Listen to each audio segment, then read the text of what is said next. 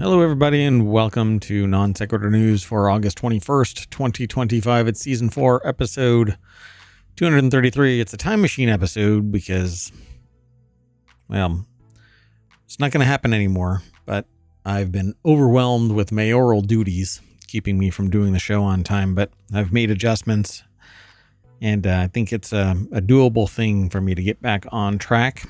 That said, some major changes have come to ohmTown. That is that the weekly shows, the 6 shows that normally come on the weekend, are no more in terms of VODs, recordings, etc. They are going to be essentially link lists that are over on our Patreon, patreon.com/ohmTown. You can sign up over there. That's where all 6 of the regular weekly shows will be. Their 5 links will be there. Basically a rundown of each of the shows, what would be talked about in that link, basically a summary.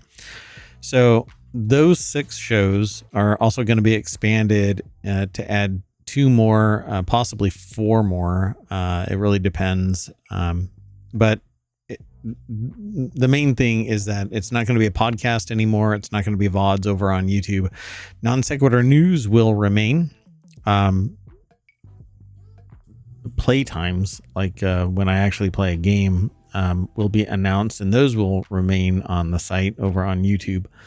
But yeah, for the most part, ohmTown is becoming more Non Sequitur News Monday through Friday, and then on the weekends it'll be replaying all the time that we don't do the live shows, but the live shows will still be there for Non Sequitur News. I like doing those shows on the weekend, on the weekdays. On the weekends, I am so tied up with mayoral duties that I'm unavailable. That said, got some products that are going to be launching here in the next month. I'm waiting for a part, and then I'll be announcing a game that I developed, a couple of products, and then from there, Constructagon will launch, and a few other things. So yeah, a lot of things have had to change because of what's happening with my mayoral duties. So stick around. I hope you enjoy the show.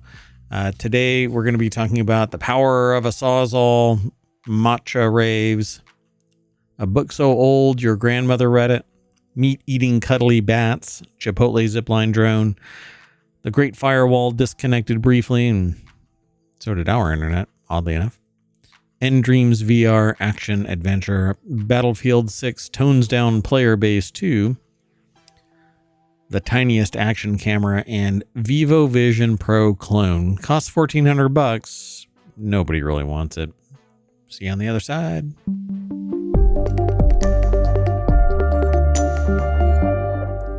All right, let's get into it.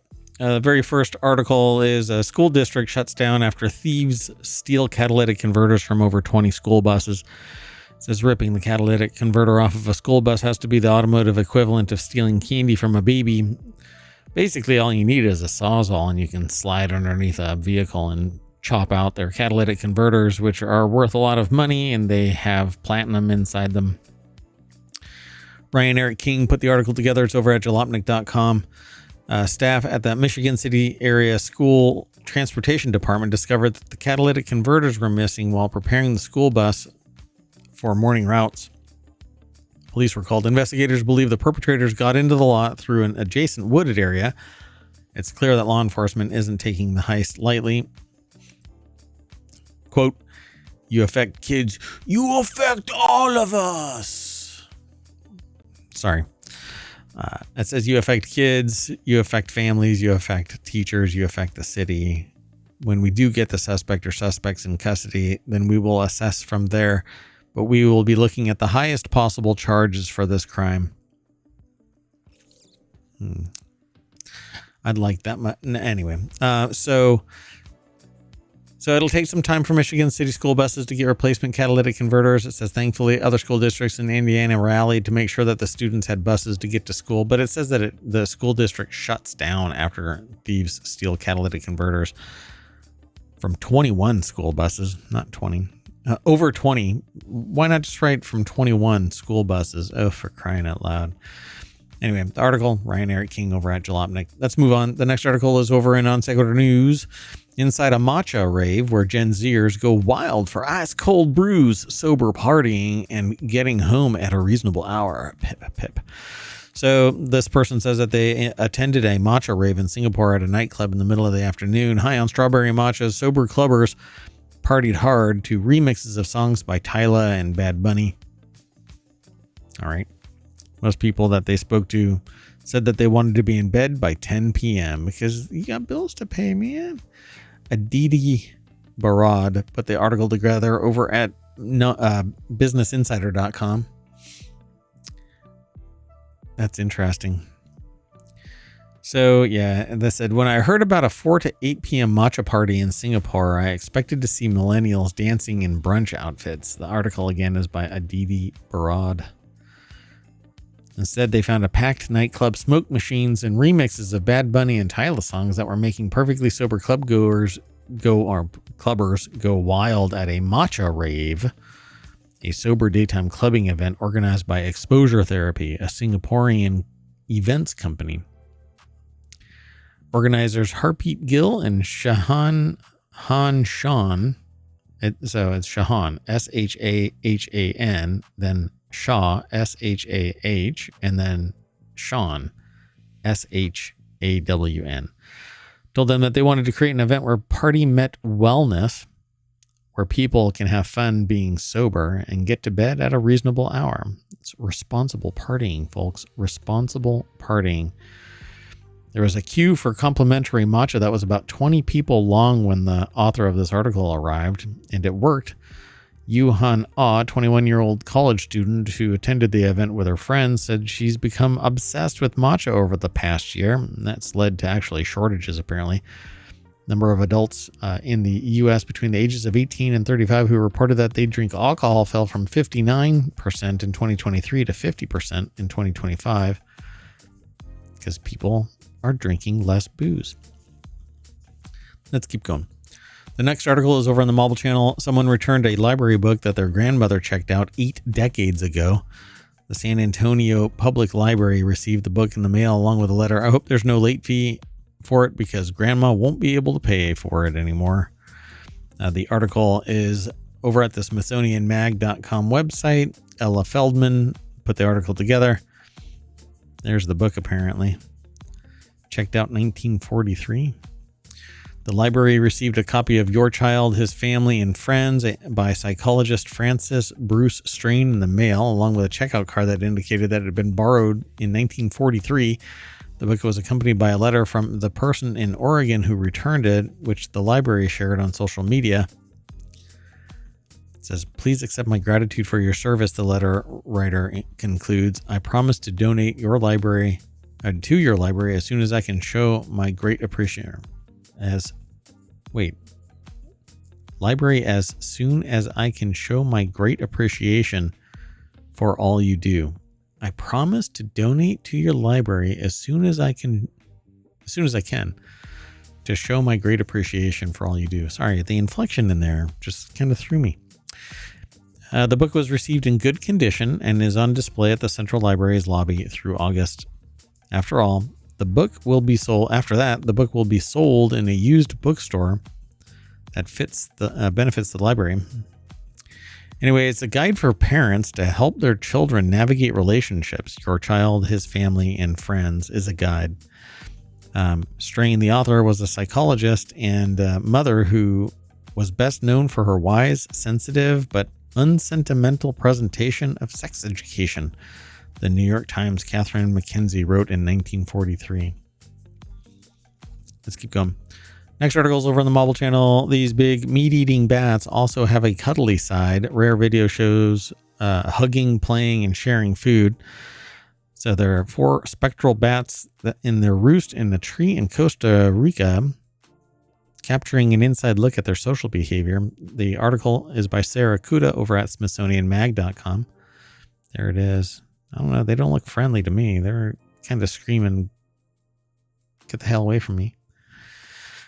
Researchers recently observed a family of these spectral bats repeatedly wrapping their wings around each other, cuddling and sharing food, suggesting that they might be more social and cooperative than previously thought. And they described their findings in a new paper published in August, or on August 20th in the journal PLOS One. It says, despite their 3-foot wingspan, spectral bats are elusive and difficult to study, which means scientists still have many unanswered questions about their lifestyles. But for the new paper, they got a rare and close-up look at the roost. So they placed some cameras and they waited. The camera started recording whenever it detected motion over the course of 60 days, spread across 3 months. Scientists ended up with 502 roughly 1-minute clips to analyze, including 73 that showed social encounters or other interesting behavior. Researchers were surprised that the bats were grooming each other and sleeping with their snoots touching while bundled together in a tight cuddle ball. I think we might be putting our own little emphasis on the wrong syllable. 4 of the clips showed the bats seemingly hugging for several seconds after one had returned to the roost, interactions that were often accompanied by low-intensity vocalizations. Where the hell were you? Did you bring any dinner? Next article is over in Non Sequitur News. Chipotle uses a Zipline drone delivery to fly orders to customers. Chipotle launches Zipotel aerial delivery service to select customers in the Dallas area. The article is over at cbsnews.com. It says, through a partnership with Zipline, a drone delivery and logistics provider, Chipotle is introducing Zipotle. Like Zipotle, I guess. Zipotle instead of Chipotle. Or Zipotle. I know it's Zipotle. New delivery service for its customers with Chipotle. Small aircraft called Zips can deliver digital orders directly to customers' homes in just a few minutes. Chipotle said in an announcement. I guess the listeria is going to be a side thing. The burrito chain is touting Chipotle as a superior delivery service that helps customers get their food faster so it stays fresh. Everything on the Chipotle menu is available for drone delivery, and I guess it's going to get tossed somewhere. Let's see. For now, each autonomous aircraft can carry orders up to 5.5 pounds in weight. That will increase eventually to 8 pounds. It says it's hot, fresh, and ultra fast. Zipline CEO and co-founder Renato Clifton. We actually talked about Zipline a while back because it was able to deliver medication in far off places. So when the autonomous aircraft arrives at a customer's home, it hovers about 300 feet in the air while lowering and gently placing the order on the ground. I don't remember it doing that. Let's keep going. The next article is over on the Wanted channel. China's Great Firewall mysteriously severed connection to the world for an hour. Maybe everyone just went outside for a bit to touch some grass. But the article is by AJ Dellinger over at gizmodo.com. Between the hours of 12:35 and 1:48 a.m. in Beijing, someone was observed unconditionally injecting forged TCP RST ACK statements to disrupt all connections on TCP port 443, according to the Great Firewall report. This incident caused massive disruption of the internet connections between China and the rest of the world. As a result, Chinese citizens couldn't access most sites outside China, and services that operate in China but communicate with outside services were cut off during the outage.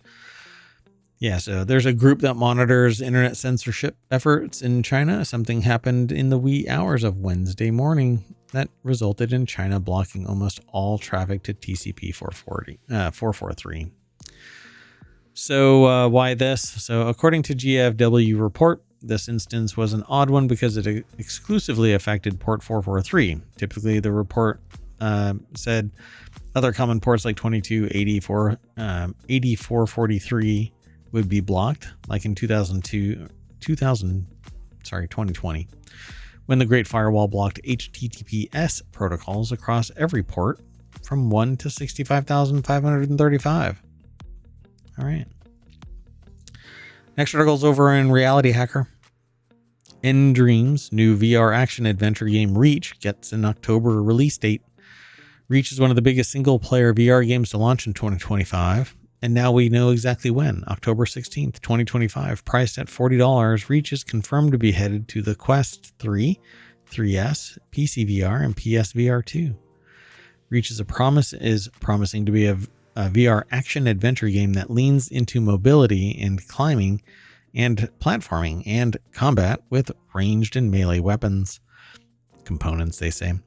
The extended gameplay look is embedded here over at, let's follow the link. So right there's the link. It'll take you over to Road to VR. Ben Lang put the article together, and there's the video embedded in there. I'll let you go over and try it out. Reach is promising to be a VR action adventure game that leans into mobility. We'll see. I'll be checking it out. By the way, again, it's named Reach. The next article is over in the Warcrafters channel. Battlefield 6 is toning down the wild jumps and slides seen in the open beta. Kotaku put the article together as XYZ specifically. EA also confirmed the shotgun is being nerfed and Rush is getting tweaked to make it more fun. On August 21st, EA and Battlefield Studios published a lengthy community update on Twitter, going over what was learned from the beta and what will be charged or changed when the game launches on October. The big news for all that will be, yes, the devs working on BF6 saw some of those wild videos of players hopping, sliding, and diving around in matches like it's a modern Call of Duty game. Ouch, shade thrown. And have plans to nerf how fast you slide, how often you can jump. Movement mechanics have been adjusted to create a more balanced and traditional Battlefield experience, said EA in a community update post. Momentum, especially horizontal speed, carried from a slide into a jump has been reduced. There is also now a greater penalty for consecutive jumps, which lowers jump height and when jumps are spammed. So firing while jumping or sliding will result in increased inaccuracy. Dun, dun, dun. And our second to last article is over in the Wanted channel. Tiniest action camera is now slightly larger and so much better for it. The article is by Gizmodo. Kyle Barr put the article together. I kind of dig this little, looks like a little pivoting camera. So Insta360 Go 3 and its odd magnetic camera pod. So it's magnetic, this little thing pops out. As much as they want to stick a camera on their fridge, most users still want a device that will shoot video of the same quality as their average GoPro, no matter if the camera itself is the size of their thumb or not. As with most lenses, inevitably you have to go bigger. The new $450 Insta360 Go Ultra trades out the old pop-out pod shape for a cube. It makes this magnetic action camera slightly larger, but if it means shooting at 4K and 60 frames per second, plus a better sensor for low light shooting, then it could prove a fair trade. That's apparently what they've done. Insta360's homegrown anti-gravity A1 360 camera drone, but this iteration may be the true realization of the Go lineup. The concept behind the tiny cameras is twofold. You can keep the lens inside its housing and use it like any other GoPro or DJI Osmo action camera. However, if you want to stick it in some place, you can remove it from its housing, attach it to several kinds of magnetic mounts. Says hell, since it's magnetic, anybody can devise some kind of apparatus for a variety of point of view shots. So, oops, sorry. I keep punching my mic because I changed it. So no matter what, a smaller sized camera will be more limited than full body action cams. Unlike the GoPro Hero 13 Black, which is that new? I swear that's the thing that I've had for 10 years. The Go Ultra is stuck at 4K instead of the larger 5.3K and 60 frames. If you're using the new pure video mode for low light footage, you're limited to 4K and 30 frames per second. Adaptive HDR for shooting better contrast will also limit the frame rate. There's more over at this article, but go check it all out. And our last article for the 21st is over in Smack Talk. Vivo's Vision Pro clone costs $1,400 and weighs 398 grams. Apple's Vision Pro is a very nice piece of kit, but the $3,400 price tag means that even CEO Tim Cook has acknowledged that it's a niche product, and the 600-gram weight makes it also find a more comfortable product. So it's a Chinese brand named Vivo, has attempted to address both issues in a design which looks remarkably like a direct copy of Apple's spatial computer. The article is over at 9to5mac.com. Ben Lovejoy put the article together. And so, yeah, price and comfort have been the two biggest complaints people have made about the Vision Pro. Mine would be the price alone. Cannot justify that. Anyway, what ended up happening is it's kind of been meh. Those who did splash out on one have frequently complained that it feels too hot, too heavy when worn for more than 30 to 60 minutes. And I spend hours in VR. Not only does the device bear a striking physical resemblance to Apple's headset, but it also appears to replicate much of the user interface and high-res graphics. But they say it's not a real competition. What Vivo Vision lacks, of course, is its position in the Apple ecosystem. It also appears that it may be sold only in China. And you know what? I'm not sold in China.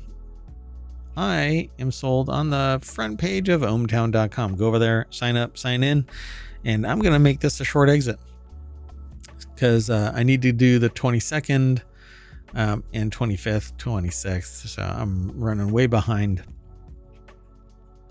And so we'll keep on notifying you over the next couple of weeks when we actually launch the future iteration of ohmTown. All the news is still aggregated over at ohmTown.com. It's just the weekly shows are going on a long-term hiatus. We'll see. If you are interested in hosting or co-hosting, send an email to mayor@ohmTown.com and let me know which show. We'll figure out the rest from there. And yeah, I mean, if there's like a price or something like that you're interested in, then let me know and we'll talk shop. Okay, that's it. We'll see you later. Bye-bye.